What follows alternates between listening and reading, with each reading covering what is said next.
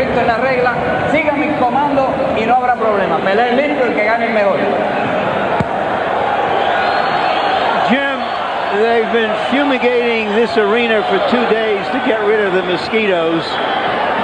But Pineda is here, and he is a mosquito that might draw a little blood.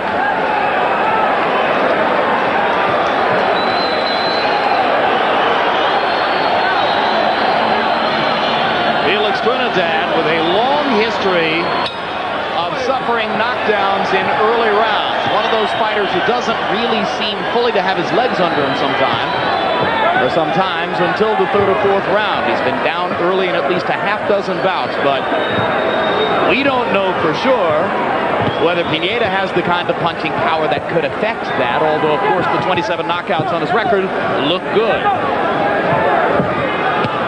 Pineda trying to work his right jab to start the bout. From the chest up, Pineda does look like a middleweight or even bigger. Began his career as a professional as a featherweight 8 years ago. At 167 tonight, he's 1 pound short of the super middleweight limit in a welterweight title fight.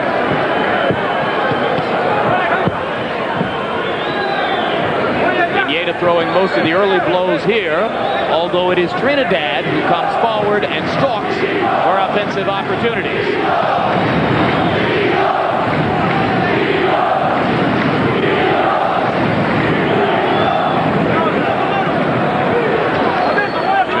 Short with the left hand. Still considerable distance between Tito and Hugo Pineda. Trinidad tries to measure that distance and shorten it.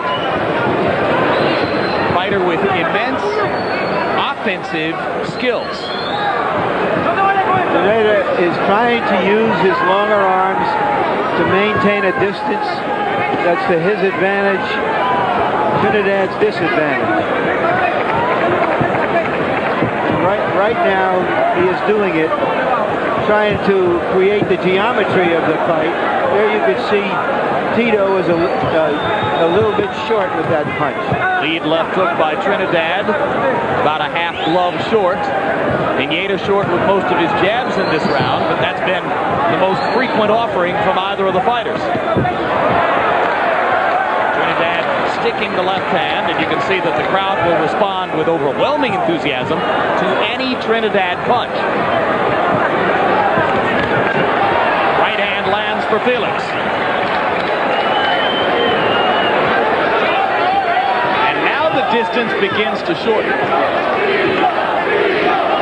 As slowly, imperceptibly throughout the first round, Felix has stalked and moved his feet closer to the feet of Pineda.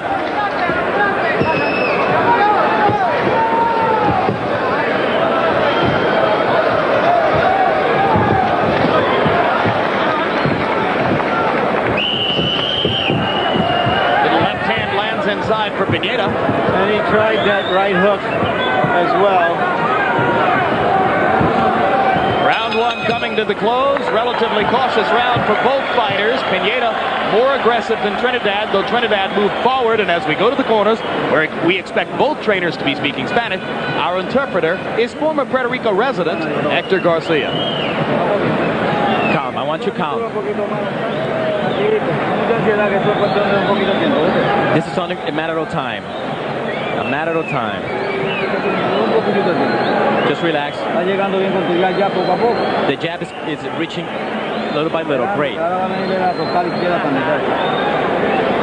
Okay? Okay? Don't give him any opportunity to run you over. Don't let him initiate. You go first. Even if you move back, but come back in with that straight left hand. Well, there's good news and bad news from CompuBox for the Hugo Pineda corner. The good news is that he doubled Trinidad's punch output in the first round, throwing 54 punches. The bad news is, by CompuBox's reckoning, he landed only 2 of those 54. Trinidad was 6 for 27 in a very measured first round. Yeah, that's the definition of a feel-out round.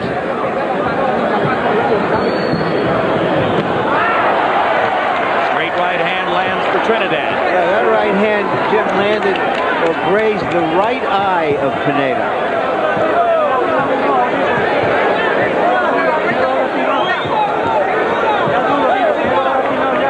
Little left lands for Trinidad. Pineda overshoots with the right. Now Trinidad comes back with another straight right hand.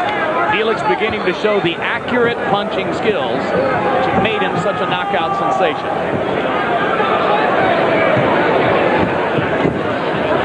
Counter right hand lands for Trinidad.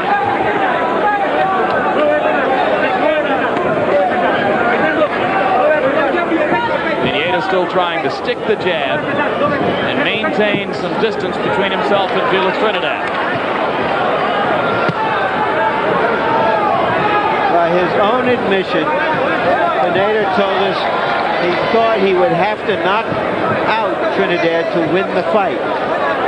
So one has to assume either that he's laying a trap here or he just can't find a way to cut loose.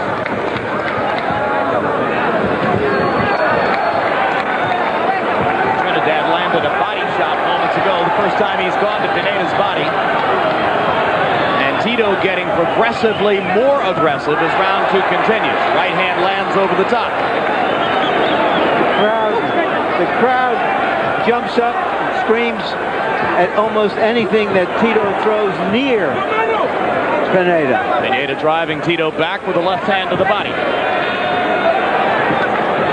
Against Costa-Tzu, Pineda had his moments, but he was knocked down in the 4th and 7th rounds, and eventually the fight was stopped in the 11th. One of the most interesting notes from the Tzu fight is that Pineda had a lot of trouble finding Tzu, a lot of trouble landing against him, and Tzu is not regarded as a particularly elusive defensive fighter. Now Pineda banging the right hand against Tito's left shoulder.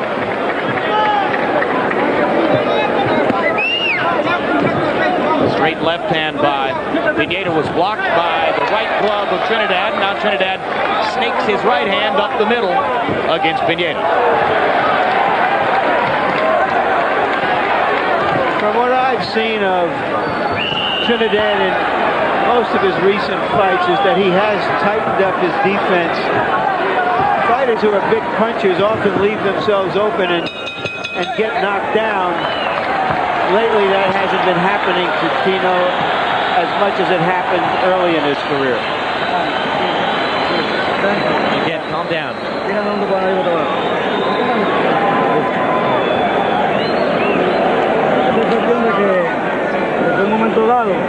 At any time now, you're going to come inside. Pay attention to this guy. Relax. We're going to try. We have to try to get to his body, little by little. The possibilities are there.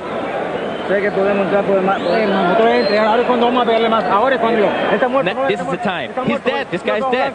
He can't fight it. His eyes are white. When he gets close to you, go for it. Watch Trinidad there. He slips a jab, slips another jab, and one by going under it, another time by going sideways, and there by going under it again. Wildly enthusiastic corner of Hugo Pineda, apparently telling their man that Trinidad has nothing and that he's ready to go. I think that's what I heard over there. Ready to go where, I wonder?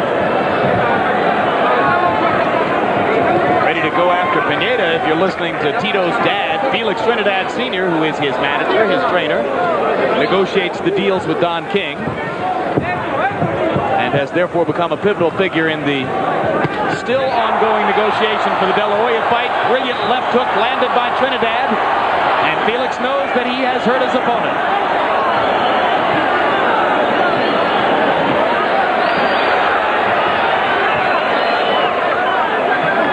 Very patient, Trinidad. Left hand lands again. Not rushed at all. Probing for openings. Can finish you with either the left hook or the right cross, or an assortment of other punches.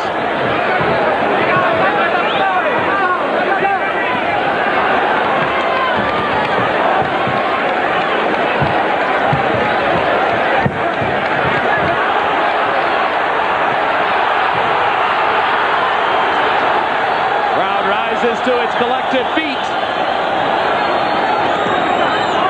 And now they sit back down. Trinidad stalking. Straight right hand lands again. Finding the range. And now Pineda punches his way out of the corner.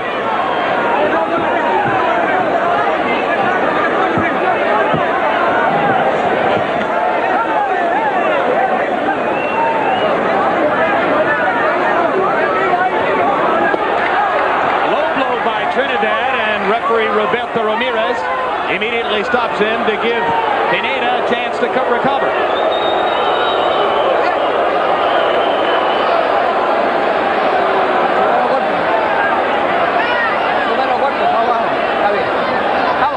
That was a low blow, and Pineda has his trunks on very low as well.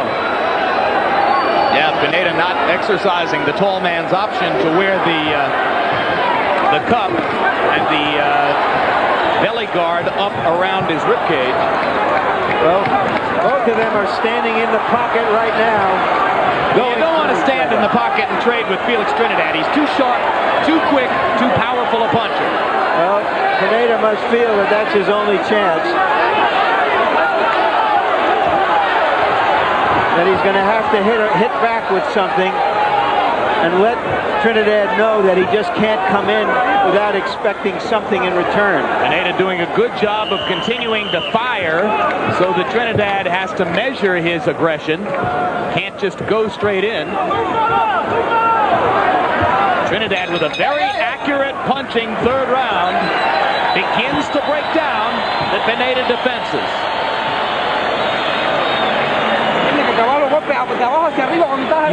When you're inside, use that uppercut. Use that uppercut and come from the bottom up. You're going to catch him with an uppercut.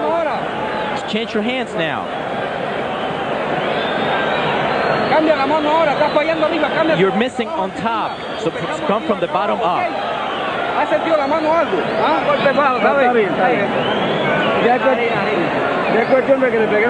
This is only a matter if you hit him in his body. You have to hit him in his body. There you see Trinidad landing the best punch of the fight. Pineda took it well. And later in the round, a straight right hand. Not a power punch. He sometimes shoots that punch out, that quick little right hand, almost like a strong jab. Trinidad does something that George Foreman loves to see in young fighters. He measures his punches in such a way that they come at you different speeds. Sometimes the fastball, sometimes the curveball.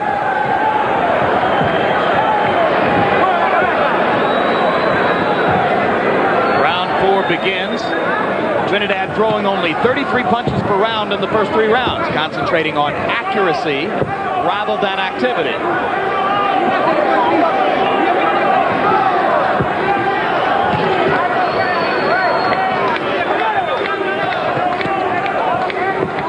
Pineda starting to throw a little more freely now in the opening minute of round 4, and he pays a price for it as Trinidad lands a straight right hand across the top.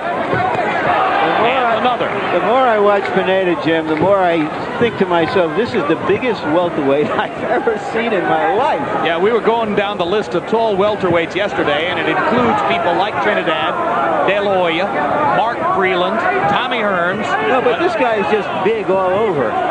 You know, it's like seeing a small dog that looks like a big dog.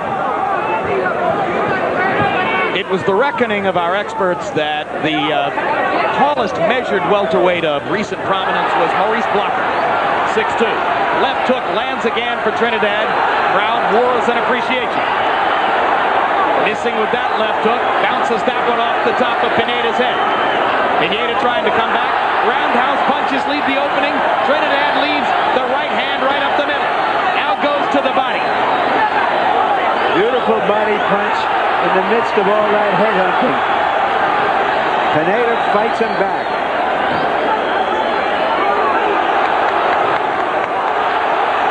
Right up uppercut landed, left hook landed.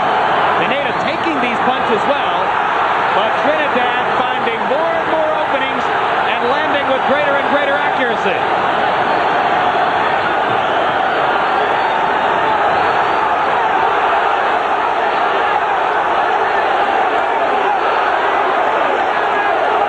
This is the opportunity of a lifetime for Pineda. He's trying to make the best of it against one of the best fighters in the world. And the crowd may eventually learn to appreciate Pineda's tenacity. He's hanging in there while the crowd roars as though Tito has floored him twice. Left hook to the body, and Pineda couldn't handle that one. Spits out his mouthpiece. Looks like he doesn't want to get up, Not Jim. going to get up. This fight is over. Felix Trinidad with a fourth-round knockout on a body punch.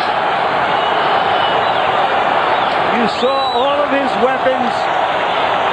Stiff jab, hook, rights, the body punch, and above all, the patience that goes with what to me is one of the most self-confident fighters or athletes I've ever seen.